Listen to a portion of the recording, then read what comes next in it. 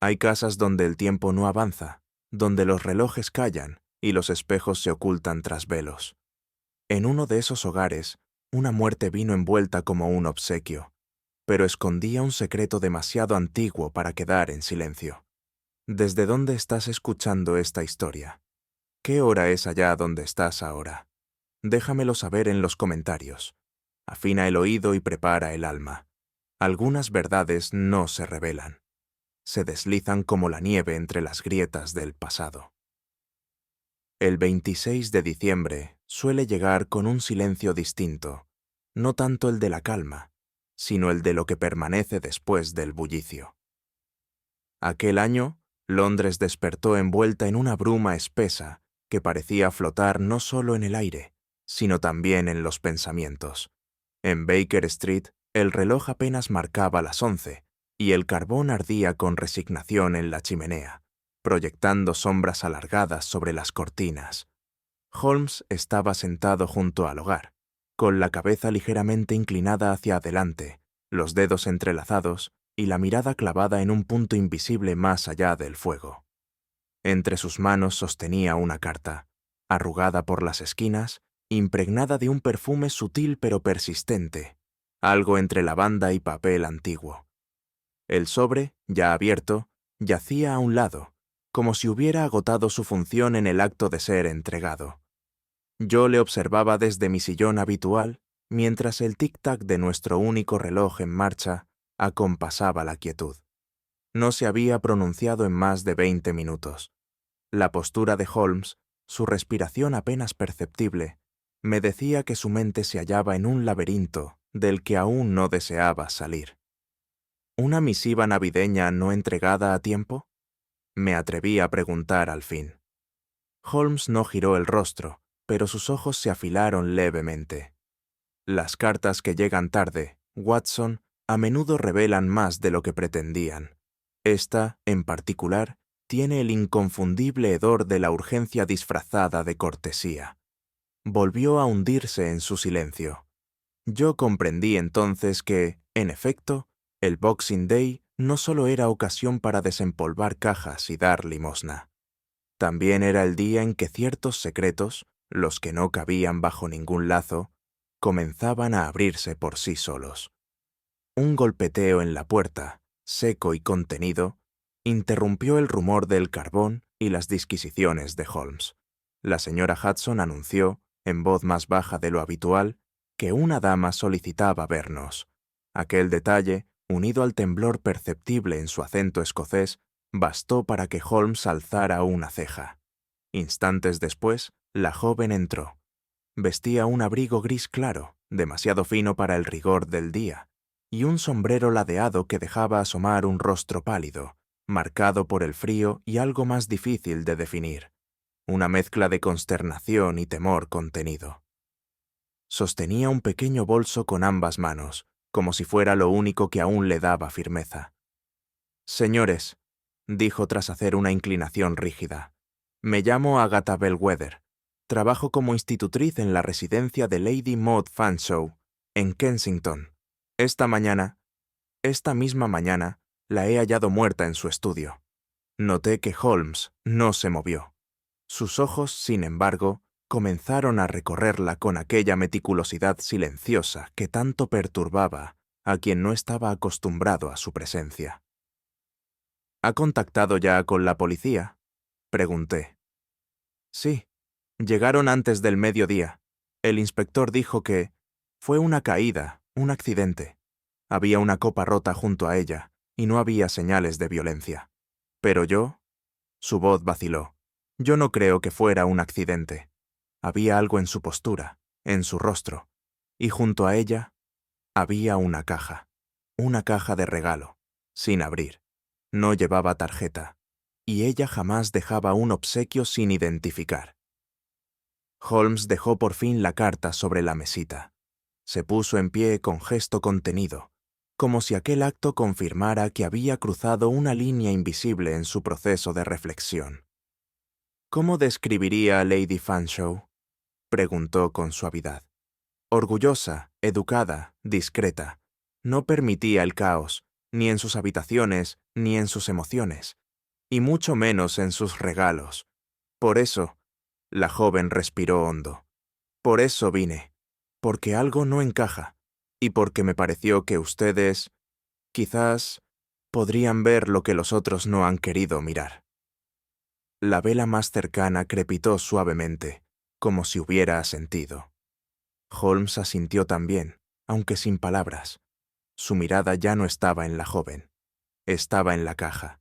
Durante unos segundos, ningún otro detalle pareció importar más. Holmes caminó lentamente hacia la ventana y miró el reflejo velado del día. Luego murmuró, casi para sí: una caja sin abrir en pleno Boxing Day.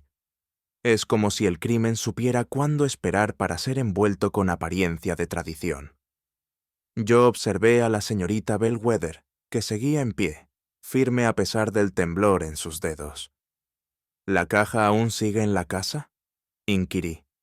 Sí, señor, tal como estaba. Nadie se atrevió a moverla. Holmes volvió a mirarnos, sus ojos encendidos con esa luz que yo temía tanto como admiraba. No por la emoción, sino por lo que precedía, la certeza de que su mente ya había tomado el primer hilo del laberinto. Fue entonces cuando el nombre de la difunta, Lady Maud Fanshawe, se asentó del todo en mi conciencia. El recuerdo no fue inmediato, pero sí nítido. Un té largo en casa de mi madre, años atrás, y una mujer alta, de voz melodiosa y cejas marcadas, que hablaba de libros franceses y relojes de péndulo, como si describiera estados del alma. La conocí, dije con lentitud. Fue amiga de mi madre en sus años más lúcidos. Siempre me pareció más una figura de porcelana que de carne, distante, pero con una intensidad latente. Holmes me observó con interés leve. ¿Algo más? Tenía fama de guardar secretos ajenos como si fueran suyos. Recuerdo haber oído decir que no temía a los escándalos, pero que sí temía al olvido. Como si morir ignorada fuera, para ella, peor que morir odiada. Holmes asintió con un leve gesto de cabeza. Entonces, Watson, tal vez esta muerte tenga más que ver con el recuerdo que con el olvido. La señorita Bellwether aceptó una taza de té caliente y salió de Baker Street poco después, agradeciendo con voz baja y sin insistencia. Apenas cerró la puerta tras de sí, Holmes ya se había girado hacia mí con la precisión de un resorte. «Prepara tu abrigo, Watson. Vamos a Kensington». «¿Sin más?», pregunté. «Sin menos. Una caja sin nombre, una muerte sin lógica, una casa donde los obsequios se convierten en juicios silenciosos. No necesitamos más para iniciar el camino». Mientras cruzábamos el umbral, sentí el aire de la calle morderme con la violencia de lo no dicho. Y supe, como se sabe solo con los huesos, que aquella caja contenía algo más que un crimen. Contenía una historia que no deseaba ser abierta, pero que ya había comenzado a hablar. No sé si fue la niebla persistente o el crujido apagado de las losas del camino, pero al acercarnos a la residencia de Lady Fanshawe, sentí con claridad una de esas sensaciones que rara vez se equivocan, la de estar cruzando el umbral de un lugar donde algo, no visible, pero real, había sido alterado. Como si el tiempo mismo hubiese olvidado avanzar en aquel caserón victoriano de ladrillos oscuros. La señorita Bellwether nos recibió con la compostura tensa de quien sabe que la desgracia no termina con la muerte, sino que apenas comienza con las preguntas. La seguimos en silencio por un pasillo estrecho, cubierto de retratos familiares que, sin explicación lógica, parecían mirarnos con una mezcla de espera y resignación. Una cosa me llamó la atención de inmediato. Cada reloj visible, de pared, de sobremesa, incluso el gran péndulo del vestíbulo, estaba detenido. Uno marcaba las 10:18, otro las 11:43, otro más las 9:02. No parecían rotos, sino deliberadamente olvidados, y los muebles, había en ellos una especie de inmovilidad ceremoniosa, como si nadie los hubiera tocado en años, a pesar de estar limpios y sin polvo. Es como si el pasado se negara a soltar la casa, musité. Holmes no respondió. Solo apoyó una mano en el pasamanos y murmuró. O como si el futuro supiera que no tiene permiso de entrar. El estudio de Lady Fanshawe se encontraba al fondo del pasillo del ala este. Al abrir la puerta, la señorita Bellwether se detuvo, y por un instante pareció no querer cruzar el umbral. Comprendí su reticencia al seguirla. El aire allí estaba más frío que en el resto de la casa, y no solo por la falta de calefacción.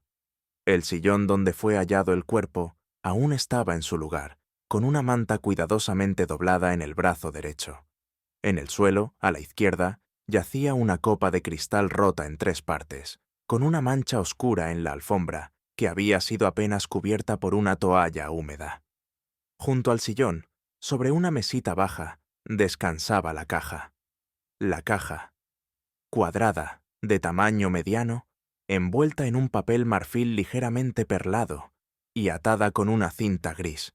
No llevaba etiqueta ni tarjeta. Estaba perfectamente colocada, centrada con una precisión casi reverencial. «Así la encontraron», dijo Agatha en voz baja. El inspector Foyle no creyó que hubiera nada irregular. Dijo que tal vez la señora se había mareado al beber el jerez, que se cayó, y ya. Holmes, sin embargo, ya estaba agachado frente a la mesita, sin tocar nada, examinando los bordes del papel con la mirada. Yo, por mi parte, notaba algo extraño en la escena. Una armonía forzada, como si todo hubiese sido dispuesto para provocar una única interpretación. ¿La caja fue abierta?, pregunté. No, señor, tal como la ve. Ninguno de nosotros quiso tocarla. Holmes se enderezó despacio y dijo, y sin embargo, parece que alguien sí lo hizo. La atención de Holmes se centró entonces en la cinta que adornaba el paquete. Yo, en mi ignorancia, la habría considerado simplemente decorativa. Un lazo gris, ligeramente arrugado, con los extremos cortados en ángulo. Pero Holmes, como siempre, veía más allá de la superficie. «Obsérvela bien, Watson», dijo sin mirarme. «¿No nota algo extraño?». Me incliné. Solo entonces percibí que uno de los pliegues del lazo estaba más plano que el otro, como si hubiera sido deshecho recientemente y vuelto a anudar con menos fuerza. El nudo, aunque estético, no tenía la simetría habitual que uno esperaría de una dama cuidadosa o de un servicio doméstico experimentado. «¿Cree que alguien lo abrió y volvió a cerrar?», pregunté. «Creo», respondió Holmes, «que fue cuidadosamente abierto, examinado o sustituido, y luego atado de nuevo con suficiente esmero como para engañar a cualquiera, menos a quien sabe que los crímenes más sutiles también se envuelven con cinta».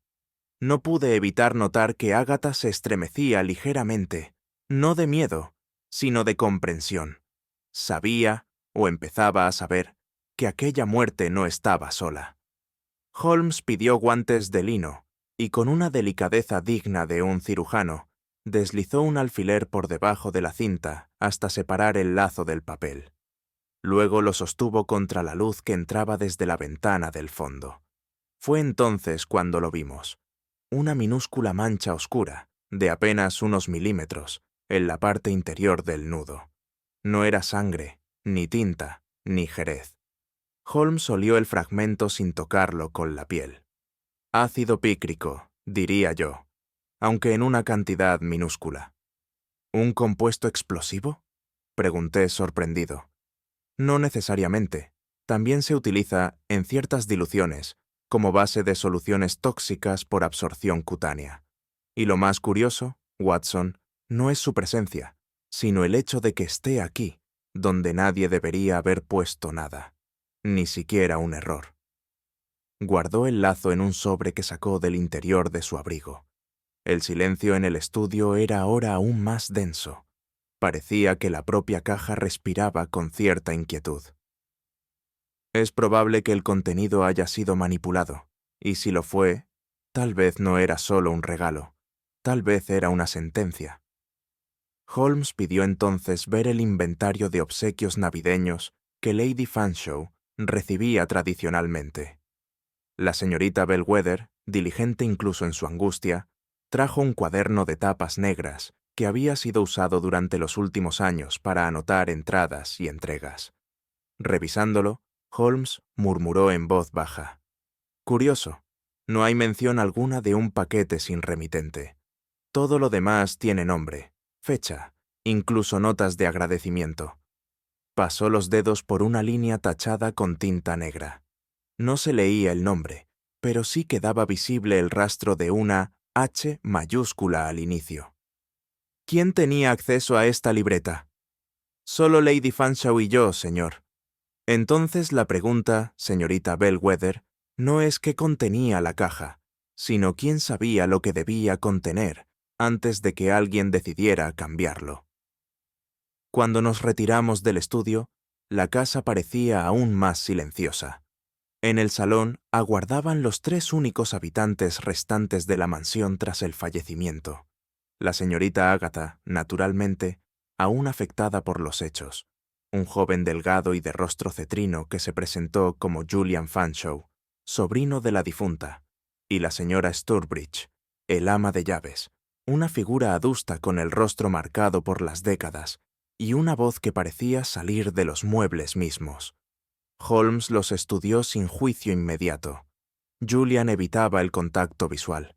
Agatha permanecía de pie, como si no se le permitiera sentarse en presencia del misterio.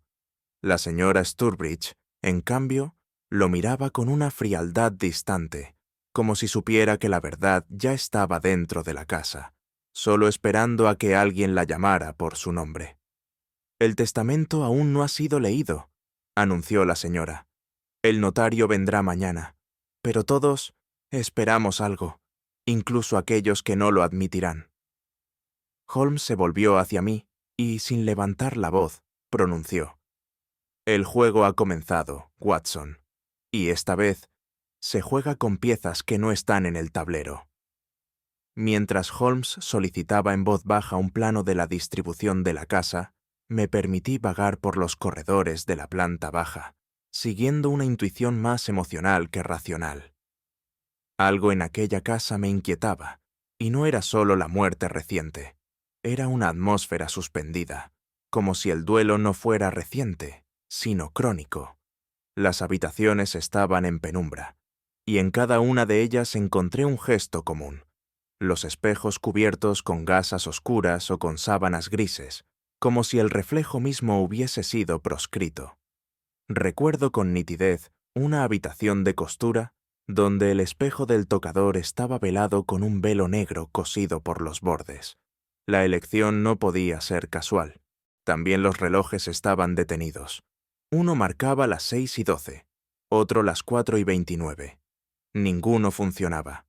Era como si la casa hubiera clausurado la idea del paso del tiempo, negándose a aceptar que algo debía continuar.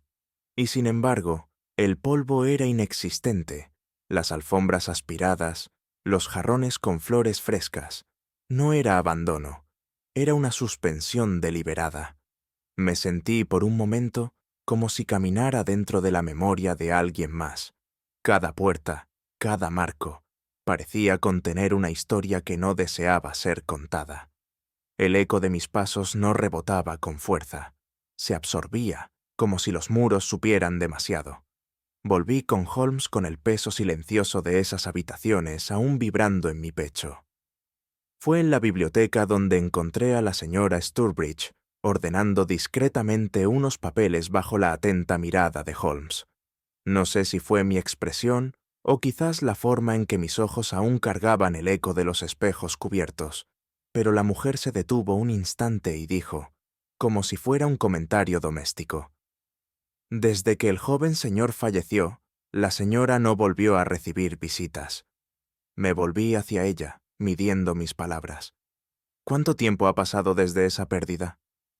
3 años, justo antes del invierno. Cayó en el lago del jardín, de noche. Algunos dicen que fue un accidente. La señora nunca dijo lo contrario. ¿Era cercano a ella? Era todo lo que tenía. Y aún así, no era suficiente para curar lo que venía de más atrás. Esa frase, dicha con una calma casi fúnebre, me dejó con una incómoda intuición. La muerte en esta casa no era un evento, era un hábito. Holmes no intervino. Sus ojos estaban fijos en un punto indeterminado del tapiz que cubría la pared, pero sabía, porque ya le conocía, que cada palabra de la señora Sturbridge había quedado grabada. Al volver al estudio, Holmes se detuvo frente al reloj de sobremesa que yacía en la repisa de la chimenea. Lo examinó detenidamente, luego giró hacia mí. ¿Observas algo curioso, Watson? Miré el objeto. La esfera marcaba las 11:43. Los engranajes internos parecían intactos, aunque detenidos. No había daño visible. Me encogí de hombros. ¿La hora de la muerte? Holmes asintió con un leve movimiento de cabeza. Sospecho que sí. Más que una coincidencia, podría ser una declaración. Es probable que el mecanismo haya sido detenido intencionadamente o que se haya interrumpido por el contacto con una superficie o sustancia. Me acerqué. Había una mota de lo que parecía ceniza bajo la base del reloj. ¿Crees que el asesino lo detuvo a propósito? Holmes no respondió de inmediato. Acarició con un dedo la esfera de cristal. Tal vez fue la víctima. Tal vez quiso dejar su propia marca en el tiempo. Holmes me pidió que cerrara la puerta del estudio. Del interior de su abrigo extrajo un envoltorio cuidadosamente plegado y, dentro, un libro encuadernado en cuero oscuro. Lo abrió con guantes, deteniéndose en la primera página. Este era el contenido de la caja, murmuró. Una edición de 1869 de los Poemas del Silencio, de Harold Bexley. Me incliné. La dedicatoria manuscrita, trazada con pulso elegante pero firme, decía: para quien supo callar cuando otros gritaban, con todo lo que fui, lo que no fui y lo que ella quiso olvidar. Holmes señaló el trazo de la tinta. El color ha comenzado a volverse amarillento en los bordes, y hay una ligera aspereza al tacto. Estoy casi seguro de que la tinta fue alterada. El veneno, en este caso, no estaba en el vino. Estaba en las palabras. Sentí una punzada de desasosiego. El concepto de un crimen cometido a través de una dedicatoria me parecía tan refinado como monstruoso.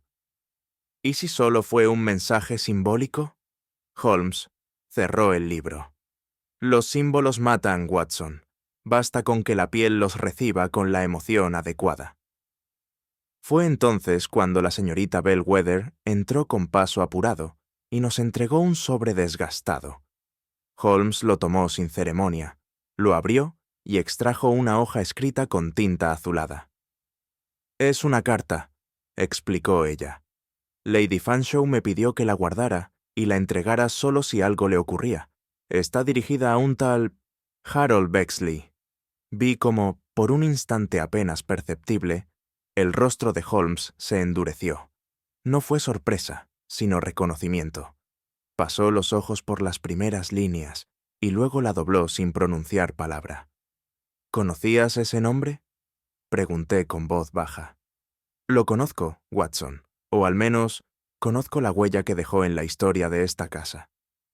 No añadió más, pero su silencio tenía ahora una gravedad distinta, como si, con ese nombre, el crimen hubiera adquirido no solo un contexto, sino una herida anterior. Al final del pasillo del segundo piso, Holmes se detuvo frente a una pequeña sala sin nombre.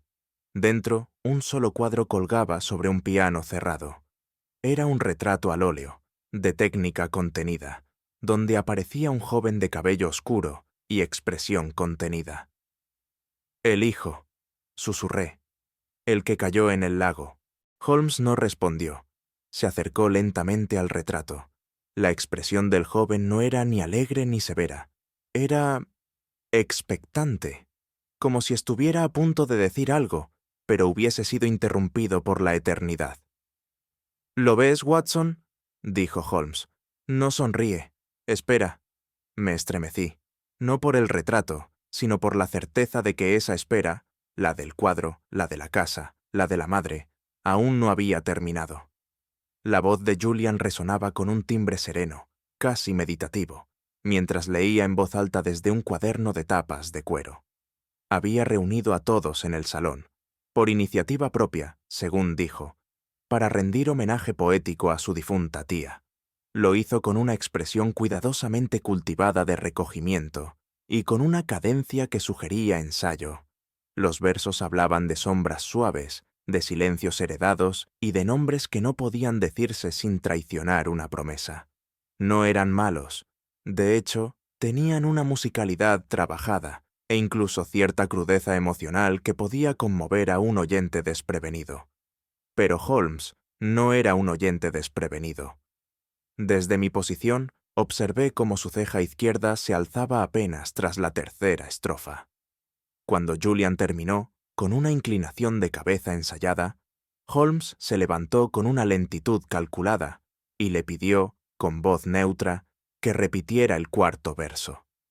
Julian obedeció. Dijo, «A quien supo callar cuando otros gritaban». Holmes lo interrumpió con suavidad. «Curioso. Me pregunto, señor Fanshawe, si ha leído recientemente a Harold Bexley». Julian lo miró, desconcertado por un instante. Luego sonrió o fingió hacerlo. «No que yo recuerde. ¿Por qué lo pregunta?» Holmes no respondió. Me bastó ver el modo en que acariciaba el borde del cuaderno para entender que aquella línea no había salido de la pluma de Julian. Había sido tomada, robada, más bien, de la dedicatoria que días antes había envenenado las páginas de un libro. Después de aquella escena sutil pero incisiva, Holmes se retiró en silencio hacia la biblioteca, sin invitarme a acompañarlo. Yo lo seguí a unos pasos de distancia, sintiendo que aquella sala que tantas veces había visto como refugio intelectual se convertía ahora en un campo de excavación. Holmes examinaba los estantes con una paciencia mecánica. No buscaba títulos, sino patrones, el tipo de encuadernación, el grosor de los lomos, los huecos entre volúmenes. En uno de los estantes inferiores, extrajo un tomo antiguo, de cubierta azul marino con bordes desgastados. Lo abrió con delicadeza y hojeó las primeras páginas hasta detenerse en la guarda frontal. Allí, casi borrada por el tiempo pero aún legible, aparecía una firma. H. Bexley, 1869. Harold Bexley, dije en voz baja, el autor de los poemas del silencio. Y tal vez algo más que eso, respondió Holmes. Esta firma, Watson, no es solo una prueba de propiedad. Es una huella dejada intencionadamente. Él estuvo aquí, y no solo como autor, sino como alguien que formó parte de esta historia. Cerró el libro y lo mantuvo un momento entre las manos. Si esta edición estuvo en la casa antes de la muerte de Lady Fanshawe, entonces el mensaje enviado no fue casual. Fue un eco, o un llamado de vuelta. ¿Cree que él fue el remitente del libro? No tengo aún pruebas, murmuró. Pero tengo un indicio. El veneno no fue puesto por alguien lejano. Fue manipulado por quien sabía lo que debía contener. Y eso, Watson, nos lleva de nuevo al corazón de esta casa. Mientras Holmes analizaba el volumen con atención microscópica, decidí buscar a la señora Storbridge. La encontré en la cocina, cortando con gesto mecánico unas rodajas de pan negro para el té de la tarde. Su compostura era perfecta, como siempre, pero su voz, cuando habló, revelaba un cansancio más profundo que el físico. ¿Julian era cercano a su tía?, le pregunté, sin rodeos. Cercano en presencia, quizás, respondió, pero no en afecto. La señora siempre vio en él la sombra de algo que no podía nombrar, y él no se lo perdonó jamás. ¿Hubo algún cambio reciente entre ellos? Ella dejó el cuchillo con delicadeza. A principios de diciembre, la señora revisó su testamento. Retiró de Julian una parte significativa de lo que se le había prometido. Dijo que no deseaba premiar la negligencia ni la impaciencia. ¿Él lo supo? Lo intuyó, y dijo algo que aún me inquieta. ¿Qué fue? Si abre otra caja, que sea la de su ataúd. No pude responder de inmediato. La frase, en su crudeza, Resonó en mi mente como un eco de algo profetizado. Un rencor así no es pasional, es metódico, y eso lo hacía aún más peligroso. Al caer la tarde, Holmes pidió acceso al ala de servicio, alegando que deseaba revisar las áreas donde los regalos habían sido almacenados antes de la Navidad. A nadie pareció importarle demasiado. Lo acompañé a una despensa cerrada, no lejos de la escalera trasera. Allí, bajo una manta de lino, encontramos lo inesperado. Una segunda caja. Era idéntica a la hallada junto al cuerpo de Lady Fanshawe. Mismo tamaño, misma textura del papel, incluso el mismo tono de cinta, aunque sin la mancha, pero estaba vacía. «Esto no es un simple duplicado», dijo Holmes con voz baja. «Es el ensayo general». ¿Cree que la colocaron para probar cómo reaccionarían los demás? ¿O para calcular el tiempo? ¿Quién pasaba por aquí? ¿Quién lo notaba? ¿Quién lo ignoraba? El crimen, Watson, no se improvisa cuando está envuelto con tanto esmero.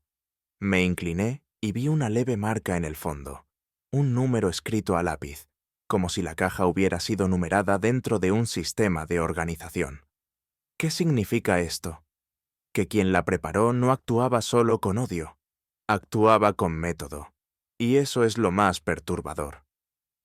Ya en nuestro cuarto temporal, con las ventanas empañadas por el vaho nocturno y el rumor distante de la lluvia contra las tejas, Holmes se sentó con los dedos entrelazados y la mirada perdida en la penumbra.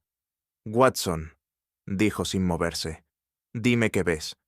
«Veo, en esta escena, una mujer muerta junto a una caja cerrada, una dedicatoria copiada, un sobrino con voz de poeta y alma de actor, un nombre que regresa del pasado, y una casa donde cada espejo se niega a decir la verdad». Guardé silencio. Sabía que lo que Holmes necesitaba no era una respuesta, sino escuchar su propio razonamiento en la resonancia de otro. «Creo», prosiguió, «que esta muerte no es solo un acto, es un símbolo, un mensaje deliberado. El regalo era solo el comienzo. No mataron a Lady Fanshawe por lo que tenía, sino por lo que representaba». Se levantó, recogió el lazo sin mancha de la caja vacía y murmuró: «Y como todo buen símbolo, Watson, necesita ser interpretado con cuidado, porque solo entonces nos revelará lo que aún no sabemos».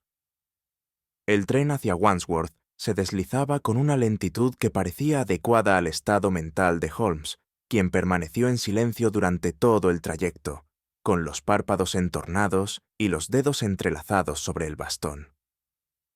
El nombre de Harold Bexley, que había surgido como un susurro en la penumbra de la casa Fanshawe, era ahora el hilo que Holmes se empeñaba en seguir hasta el origen.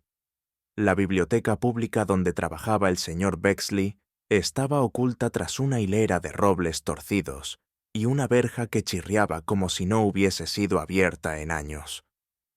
Nos recibió una joven bibliotecaria, que nos condujo hasta un pequeño despacho en el fondo del edificio. Allí, en una silla baja junto a una estufa de gas, aguardaba el hombre que alguna vez fue poeta, y ahora era solo memoria y sombra. «Señores», dijo con voz pausada y sin alzar la cabeza, «supongo que vienen por el libro». Holmes asintió, aunque el gesto no fue visto. «En efecto, señor Bexley, deseamos confirmar si fue usted quien envió a Lady Fanshawe una copia de su primera obra». El anciano sonrió, más con los labios que con el alma. «Fui yo, aunque no tenía la menor esperanza de que lo recibiera. Fue una forma de pedir perdón por lo que nunca se dijo». «¿Y qué contenía el paquete?» «El libro, claro, envuelto en papel crema y un lazo azul, como solía regalarle las cosas cuando éramos jóvenes». Holmes ladeó levemente el rostro. «El lazo no era azul, señor Bexley, era gris».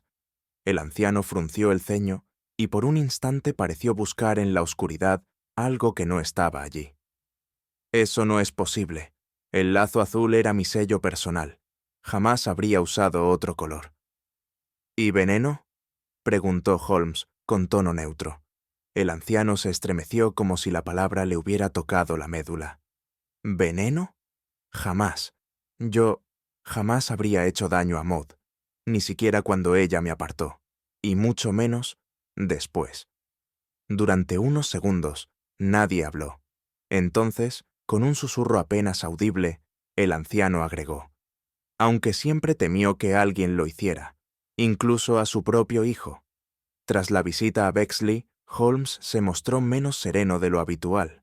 Su concentración no era menos aguda, pero la melancolía se había infiltrado como una brisa fría bajo la puerta de su razón. Al regresar a Londres, pidió detenernos en la oficina postal principal del distrito de Kensington. Allí, gracias a una carta firmada por el jefe de Scotland Yard, a quien Holmes recurría cuando la sutileza no bastaba, se nos permitió revisar los registros de entregas especiales realizadas en vísperas de Navidad. Una entrada en particular captó su atención. El 24 de diciembre, un paquete a nombre de Lady Fanshawe fue recogido personalmente por un miembro autorizado de la familia, portador de una carta con su firma. El encargado que lo entregó recordaba al joven con claridad, delgado, nervioso, con guantes de gamuza y un sombrero que apenas ocultaba un mechón de cabello castaño. Holmes extrajo un retrato antiguo de Julian Fanshawe, hallado en la casa durante la inspección del día anterior, y se lo mostró sin mediar palabra. «Sí, señor», dijo el encargado tras un momento. «Ese fue el joven, no hay duda».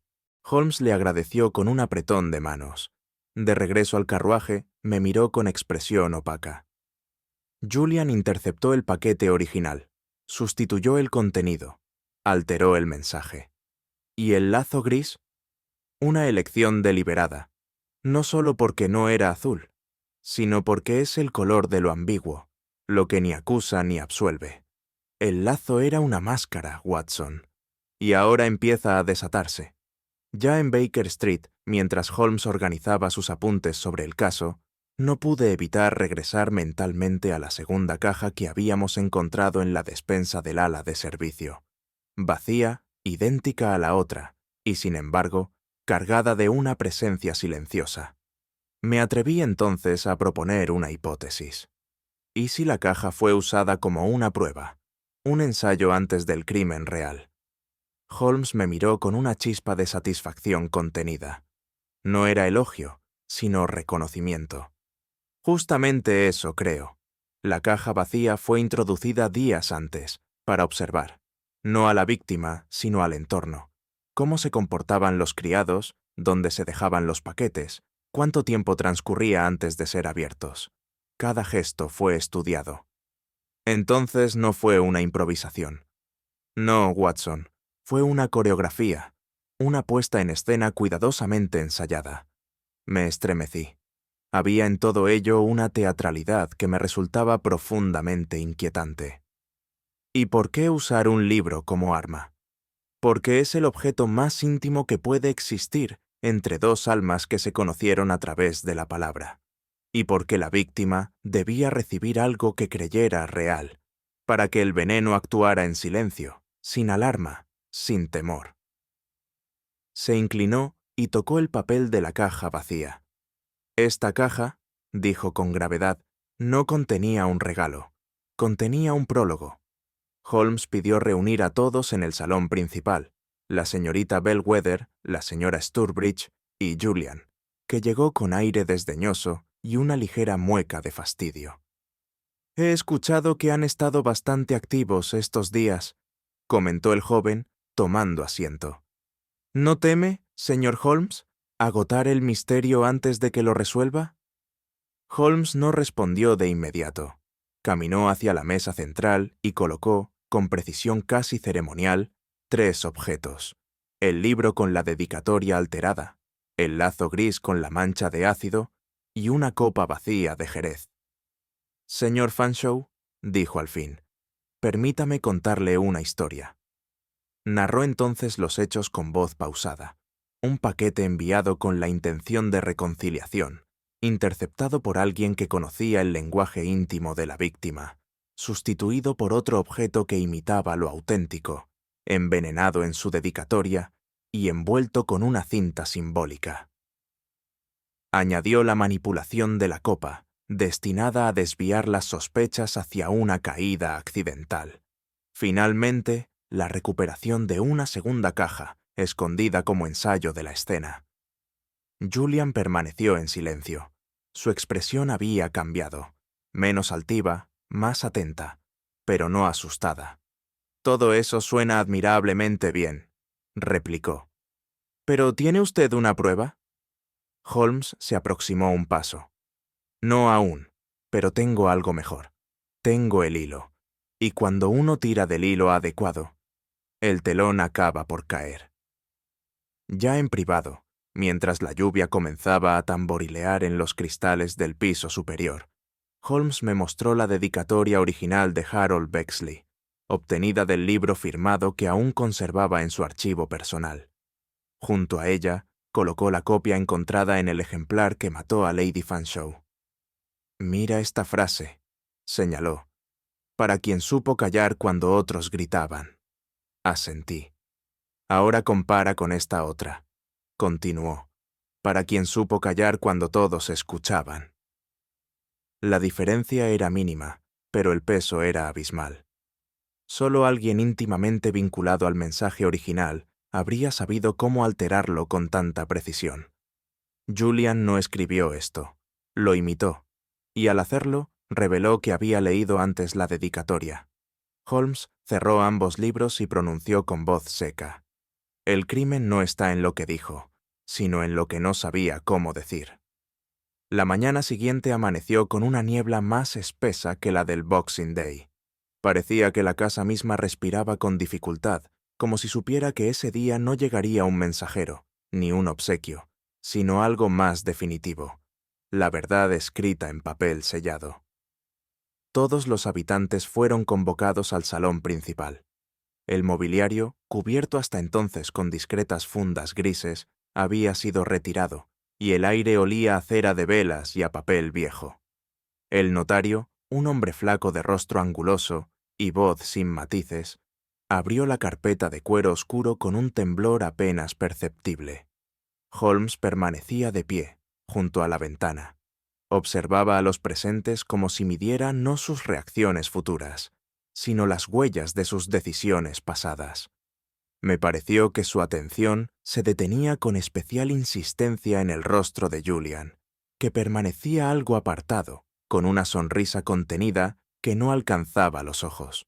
«Si no les importa», intervino Holmes antes de que comenzara la lectura, «quisiera que el contenido del testamento se lea en voz alta, ante todos, no por curiosidad, sino por integridad». El notario asintió con una lentitud casi ceremonial. Desplegó las hojas y comenzó a leer con voz neutra. Los nombres y legados fueron enumerados uno a uno, pero fue en la tercera página cuando su tono titubeó. Allí, algo había sido tachado, y no con error legal, sino con urgencia emocional. El notario vaciló al llegar a un párrafo que, aunque conservaba estructura, había sido claramente modificado. Un segmento central, una cláusula que, por el contexto, se refería a una cesión directa de bienes, estaba cubierto con una línea de tinta negra que no formaba parte de ninguna anotación oficial. No había rúbrica de enmienda, solo tachadura. Holmes alzó la mano. «¿Puede usted decirnos, señor Marchbank, cuándo fue escrito este documento?» «Está fechado 3 días antes del fallecimiento de Lady Fanshawe. Recuerdo su voz. Estaba lúcida, aunque fatigada. Lo firmó con mano firme, aunque luego me pidió que esperara un momento antes de llevarme el original. Cuando regresé, había una modificación. Dijo que no hacía falta mencionarlo». «¿Recuerda usted lo que decía la sección ahora tachada?» El notario titubeó. Una cláusula de legado. Nombraba a Julian Fanshawe como único receptor del mobiliario de estudio, la colección de relojes y el retrato del hijo. Todos miramos hacia Julian. Su rostro no cambió, pero sus manos, que descansaban sobre el respaldo del sillón, tensaron los nudillos. Holmes pidió ver la hoja en cuestión. La sostuvo bajo la luz natural y la giró con lentitud. «Watson», dijo en voz baja, «¿tienes tu lupa?» Se la entregué sin decir palabra. «La tinta usada para tachar este fragmento», continuó Holmes, «no es la misma que la del resto del documento. Su viscosidad, el trazo más saturado, incluso la tonalidad ligeramente violácea, sugieren otra pluma, otra intención». Hizo una pausa. «Y quizás otra mano».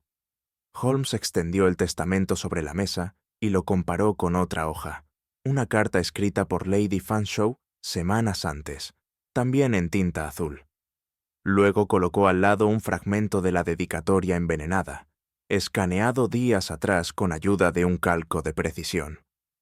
«Observen», dijo sin elevar la voz, «cómo la tinta usada en esta tachadura reacciona al calor de la lámpara con una leve oxidación, fenómeno propio de tintas químicamente modificadas». «¿Qué significa eso?», preguntó el notario, inquieto. «Que esta tinta fue adulterada. Lo mismo sucede con la que cubre la dedicatoria del libro que causó la muerte. Es la misma tinta, alterada para absorber un componente tóxico en su formulación. Una tinta, caballeros, que no se encuentra en tiendas comunes, pero que fue hallada en el escritorio personal de Julian Fanshawe». Un murmullo leve recorrió el salón. Julian se movió en su asiento, pero aún no hablaba. «Lo que intentó destruir con palabras», añadió Holmes, «fue la prueba más clara de su desesperación. Una cláusula que lo beneficiaba, pero que prefirió borrar para construir una escena más convincente. No era la herencia lo que buscaba. Era el relato de una ofensa, un ajuste de cuentas simbólico. Quería que su tía pareciera ajena, injusta, cruel, pero su dedicatoria traicionó el origen. Y su tinta, su método. El silencio posterior fue de los que rara vez se oyen en casas antiguas.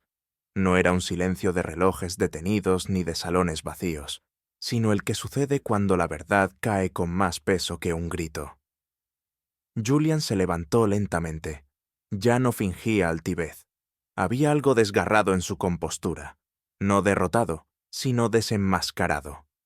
«Sí», dijo al fin. «Fui yo quien interceptó el paquete. Yo quien copió la dedicatoria y quien cambió el lazo. ¿Pero no veis por qué lo hice?».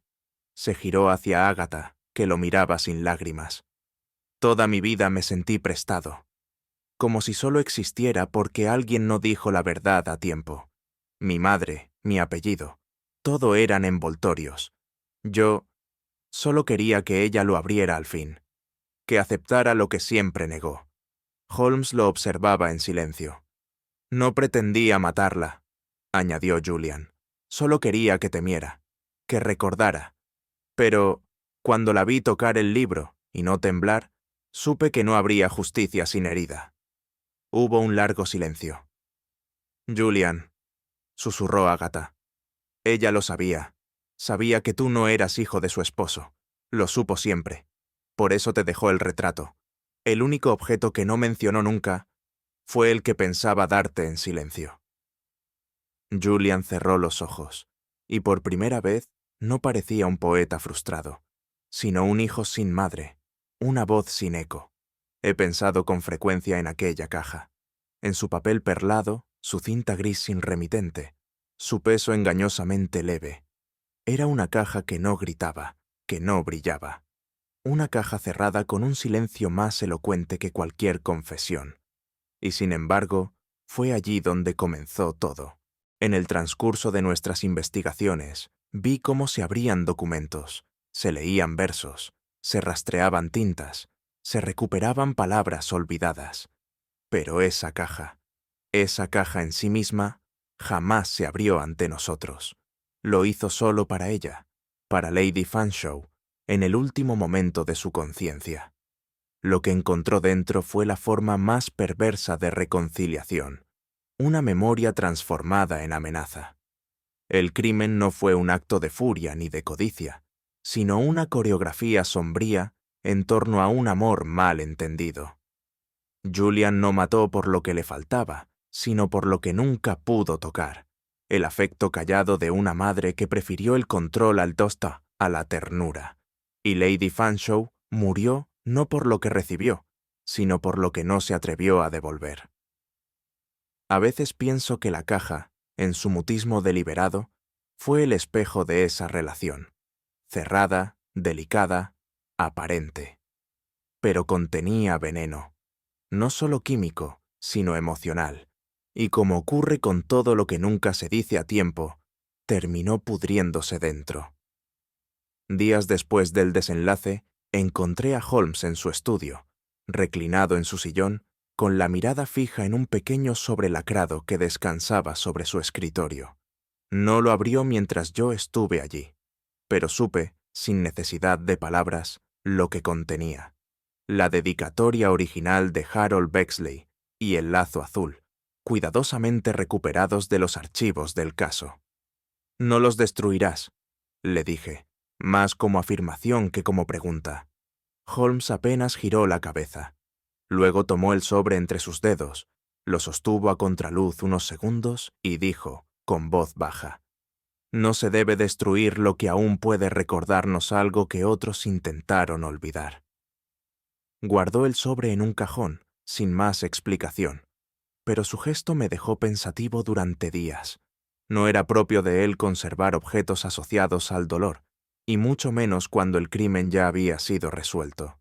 Sin embargo, había algo en esa dedicatoria, una frase, una ausencia, un temblor entre las líneas, que tocaba fibras que incluso Holmes, con toda su precisión analítica, no lograba arrancar del todo.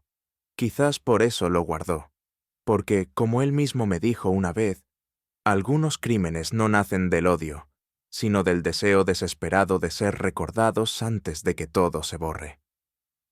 Aquella tarde, mientras caminábamos juntos por Regent's Park, la nieve comenzaba a caer con un ritmo paciente, casi compasivo. Holmes caminaba con las manos en los bolsillos, el cuello del abrigo alzado, los pasos lentos y sin prisa. Yo lo seguía a su lado, absorto en pensamientos que no deseaban irse. «Holmes», me atreví a preguntar, «¿crees que Julian fue un asesino o simplemente un hijo que nunca fue abrazado?» No hubo respuesta inmediata, solo el crujido tenue de la nieve bajo nuestros pies. Lo miré de reojo. Sus ojos estaban fijos en algún punto invisible más allá de los árboles. Era la mirada que le conocía cuando su mente repasaba no los hechos, sino lo que los hechos dejaban atrás.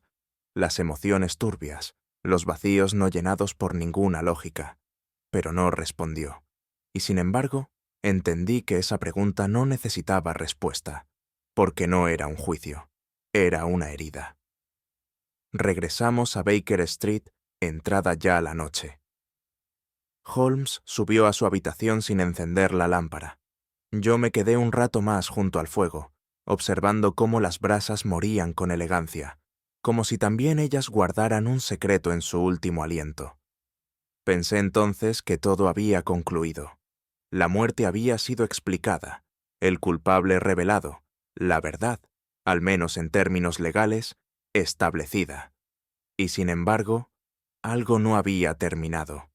Era como una carta sin firmar, una línea tachada que aún decía más que lo escrito, como si la historia que habíamos vivido no fuera un final, sino apenas la exposición de una herida que venía de mucho más atrás, una verdad que nadie pronunció del todo, y que, quizás, nadie pronunciará. Porque hay misterios, pensé, mientras cerraba el diario, que no se resuelven. Solo se escuchan, como ecos, y ese, precisamente, seguía hablando. Hay crímenes que no buscan ocultarse, sino ser comprendidos demasiado tarde. No todos los venenos matan con rapidez.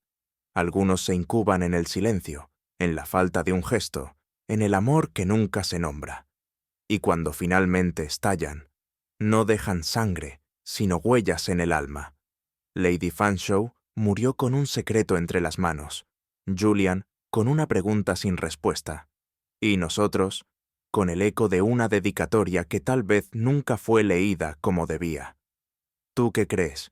¿Julian fue un asesino calculador o solo un hijo quebrado por el silencio de su madre? Déjamelo saber en los comentarios. Si esta historia resonó contigo, te invito a dejar un like, compartirla con alguien que disfrute los misterios que no se resuelven del todo, y suscribirte para acompañarnos en la próxima deducción.